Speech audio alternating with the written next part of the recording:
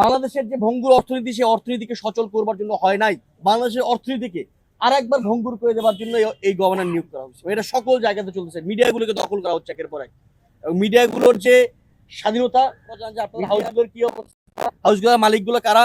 আমরা দেখলাম যে এখন টিভির এখানে কেউ আছেন জানি না, যে এখন টিভির 4 জন সাংবাদিককে পাঠানো হয়েছে 7 দিনের, তাদেরকে শোকজ করা হয়েছে। কারণ কি? তারা সংবিধান সংস্কার পরিষদের বিএনপি কেন সম্পত্তি নয় সেটা নিয়ে কোশ্চেন তুলছে। তো ফলত এই মিডিয়াগুলোর মালিকগুলো কারা এবং তার ফলে আপনারা কিরকম চাপে আছেন, আপনাদের স্বাধীনতা কিভাবে হস্তক্ষেপ করা হচ্ছে সেটা আপনারাও জানেন। আপনারা তো আমাদের সাথে ফাইটার ছিলেন জুলাই মাসে, এই যারা এখানে আপনারা আসছেন আমাদের তারেক রহমান আসলে বিএনপি নেতা হইতে পারে না, তিনি মতো আওয়ামী লীগের নেতা হয়ে গেছে। তো ফলত তিনি বিচার করলেন না, বলেন গ্রাম ছেড়ে চলে যাও। ভয়ে আতঙ্কে সেই নির্যাতিতা মেয়েটির বাবা যখন গ্রাম ছেড়ে তার মেয়েকে অন্যত্র রেখে আসার জন্য যাচ্ছিল, বাবার সামনে থেকে সেই ধর্ষিতা মেয়েটিকে অপহরণ করে নিয়ে আরেকবার দর্শন করে তাকে মেরে ফেলা হয়েছে। সকাল 9টায় তার মরদেহ খুঁজে পাওয়া গেছে। মাঝখানে 12 ঘন্টায় নরসিংদীর কোনো থানা, কোনো পুলিশ এই মেয়েটিকে খুঁজে বের করতে পারেনি, মেয়েটির কোনো সন্ধান দিতে পারেনি। এরপরে যখন মেয়েটি মারা গেল, তখন মাধবদীর ওসি কি বলছে সেই কথা আরো মজা, যে সে কেন লোকাল লোকদের কাছে গেল, আমাদের কাছে কেন আসলো? আপনাদের কাছে যাবে, আপনাদের প্রতি মানুষের বিশ্বাস নাই।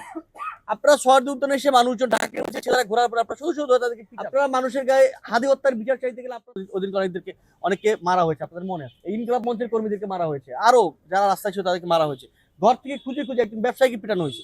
আপনাদের প্রতি মানুষের আস্থা নাই, কেন যাবে? যাওয়া উচিত। আমরা একটা আইন আদালতের বাংলাদেশ গড়ে তুলতে চাই। পুলিশকে আহ্বান জানাবো, আপনারা দলীয় পাচাটামি না করে বাংলাদেশের মানুষের জন্য কাজ করেন।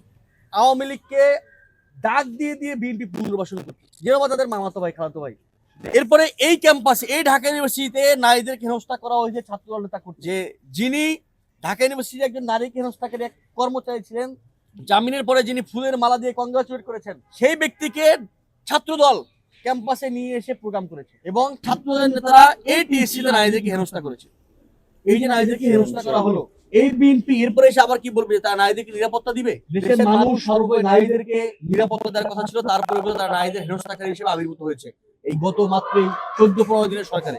এরপরে দেখেন বাংলাদেশের বামপন্থী, আমাদের বামপন্থী ভাইরা, ইউনূসের আমলে হোক, অন্য যে কোনো আমল হোক, নারীদের অধিকার নিয়ে খুব সোচ্চার ছিলেন। তাদের এই ব্যাপারটা আমাদের ভালো লাগতো, যে তারা আর কিছু না করলেও নারীদের ব্যাপার নিয়ে, নারীদের উপর সহিংসতা, ধর্ষণ, নির্যাতন নিয়ে খুবই সোচ্চার ছিলেন তারা। নরসিংদীতে সেই ঘটনাটি ঘটলো গতকাল সকাল 9টায়। আজকে সকাল 9টা গেল, রাত 9টা চলে আসতেছে, তাদের কোনো টুটা শব্দ নাই। এই ক্যাম্পাসে নারীদেরকে ছাত্ররা হেনস্থা করলো, বামপন্থী আমাদের ভাইদের কোনো রকমের কোনো টুটা শব্দ নেই। ওনাদের চরিত্র এরকম, যখন যে ক্ষমতা আসবে তখন তার কোলে উঠে বসে থাকবেন, তখন তার কাছে গিয়ে আশ্রয় নেবেন। আমরা তাদেরকে বলবো যে আমরা আপনাদের লড়াইকে সম্মান করি, আপনাদের সঙ্গে আমাদের ফেসিবাদ বিরোধী লড়াই আছে, আপনারা দয়া করে নতুন ফেসিবাদের কবলে ঢুকে যাবেন না।